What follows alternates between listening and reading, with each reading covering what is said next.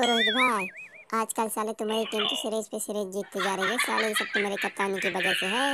अरे आज तुम्हारी इतनी पिटाई कर देंगे कि एक साथ हॉस्पिटल में पड़े रहोगे और फिर देखते हैं कि तुम्हारी टीम अब कौन सी सीरीज जीतती है साले। अरे तुमने तो वेस्ट इंडीज की सीरीज भी इंडिया के नाम पर करवा दी साले।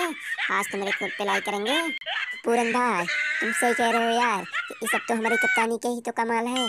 साले जब तक हम टीम इंडिया में खेलेंगे तो टीम इंडिया को कोई भी नहीं हरा पाएगा। साले हमारी टीम आगे आएगी और सीरीज लेके चली जाएगी। साले तुम लोग कुछ भी नहीं कर पाओगे और हम ये आखिरी बार कह रहे हैं कि हमको छोड़ दो, नहीं हमारी टीम आएगी तुमको भी धो डालेगी। रोहित भाई, एक तो मैच जीत गए हो और ऊपर से पूरन भाई को धमकी देती हो कि साले आज तो तुमको बांध के पिलाई करेंगे, तब तुम्हारे दिमाग में ठिकाने आएगा।